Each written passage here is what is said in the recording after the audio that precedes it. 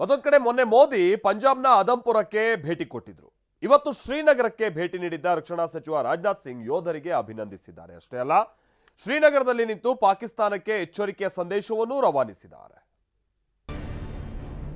ಜಮ್ಮು ಕಾಶ್ಮೀರದ ಶ್ರೀನಗರಕ್ಕೆ ರಾಜನಾಥ್ ಸಿಂಗ್ ಭೇಟಿ.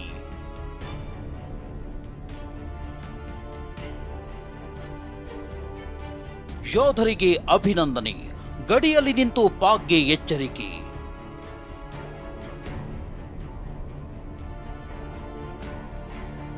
ಎರಡು ದಿನದ ಹಿಂದಷ್ಟೇ ಪ್ರಧಾನಿ ನರೇಂದ್ರ ಮೋದಿ ಪಂಜಾಬ್ನ ಆದಂಪುರ ವಾಯುನೆಲೆಗೆ ಭೇಟಿ ನೀಡಿದ್ರು.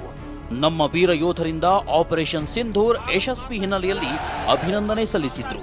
ಇದೀಗ ಕೇಂದ್ರ ರಕ್ಷಣಾ ಸಚಿವ ರಾಜನಾಥ್ ಸಿಂಗ್ ಜಮ್ಮು ಕಾಶ್ಮೀರದ ಶ್ರೀನಗರಕ್ಕೆ ಭೇಟಿ ನೀಡಿ ಯೋಧರಿಗೆ ಕೃತಜ್ಞತೆ ಸಲ್ಲಿಸಿದ್ರು. ಸೈನಿಕರಿಗೆ ಅಭಿನಂದಿಸಿ ಯೋಧರ ಪರಾಕ್ರಮ ಕೊಂಡಾಡಿದ್ರು.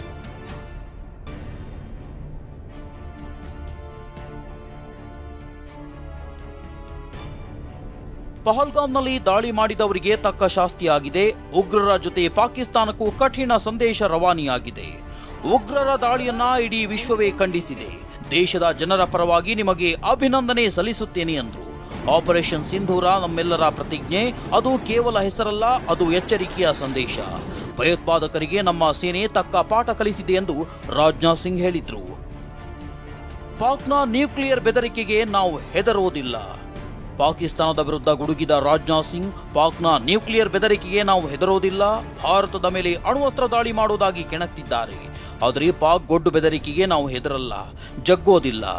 ಭಾರತದ ತಂಟೆಗೆ ಬಂದ್ರೆ ಶಿಕ್ಷೆ ಮತ್ತಷ್ಟು ಘೋರವಾಗಿರುತ್ತೆ ಅಂತ ವಾರ್ನಿಂಗ್ ಕೊಟ್ರು. आज आतंकवाद के खिलाफ भारत की प्रतिज्ञा कितनी कठोर है, इसका पता इसी बात से चलता है कि हमने उनके न्यूक्लियर ब्लैकमेल की भी परवाह नहीं की है। पूरी दुनिया ने देखा है कि कैसे गैर जिम्मेदाराना तरीके से पाकिस्तान द्वारा भारत को अनेक बार एटमी धमकियां दी गई हैं। आज श्रीनगर की धरती से मैं पूरी दुनिया के सामने यह सवाल उठाना चाहता हूं कि क्या ऐसे गैर जिम्मेदार और रोग नेशन के हाथों में परमाणु हथियार सुरक्षित हैं? मैं दुनिया के सामने यह सवाल खड़ा करना चाहता हूं। ನಾವು ಉಗ್ರರ ಕರ್ಮ ನೋಡಿ ಹೊಡೆದಿದ್ದೇವೆ. ಉಗ್ರರು ನಮ್ಮ ನಾಗರಿಕರ ಧರ್ಮ ಕೇಳಿಕೊಂಡಿಟ್ರು. ನಾವು ಉಗ್ರರ ಕರ್ಮ ನೋಡಿ ಹೊಡೆದಿದ್ದೇವೆ. ಭಾರತದ ತಂಟೆಗೆ ಬಂದ್ರೆ ತಕ್ಕ ಪಾಠ ಕಲಿಸ್ತೇವೆ ಎಂದು ಮಾತಿನ ಮಿಸೈಲ್ ಸಿಡಿಸಿದ್ರು. आतंकियों ने भारतीयों को धर्म पूछकर देखकर मारा, धर्म पूछकर मारा, तो हमने आतंकियों को उनका कर्म देखकर मारा है।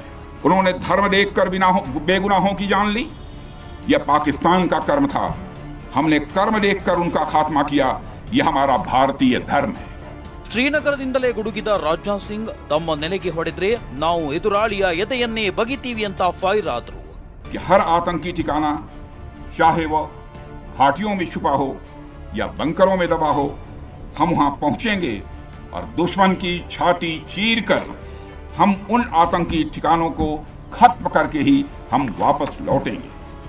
ಅದೇನೇ ಇರಲಿ, ಭಾರತದ ಶಕ್ತಿ, ನಮ್ಮ ಸೇನೆಯ ತಾಕತ್ತು ಏನು ಅನ್ನೋದು ಪಾಕಿಸ್ತಾನ ಉಗ್ರರ ಜೊತೆಗೆ ಇಡೀ ಜಗತ್ತಿಗೆ ಗೊತ್ತಾಗಿರುವುದಂತೂ ಸತ್ಯ.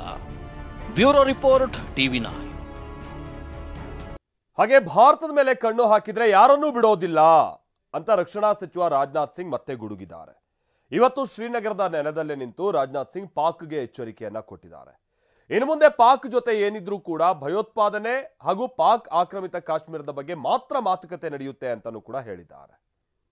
हमारे प्रधानमंत्री श्री नरेंद्र मोदी जी ने दो टूक शब्दों में आतंकवाद के खिलाफ भारत की नीति को रीडिफाइन कर दिया है, इसे परिभाषित कर दिया है, जो यह कहती है कि हिंदुस्तान की सरजमी पर किया गया कोई भी आतंकी हमला एक एक्ट ऑफ वार माना जाएगा।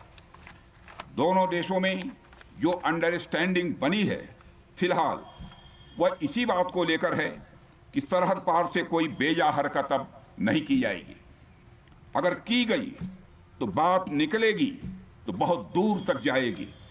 साथ ही हमारे प्रधानमंत्री ने यह भी साफ कर दिया है, आतंक और बातचीत कदापि एक साथ नहीं चलेंगे, और अगर बात होगी तो आतंकवाद पर होगी और पाक ऑक्युपाइड कश्मीर पर ही होगी।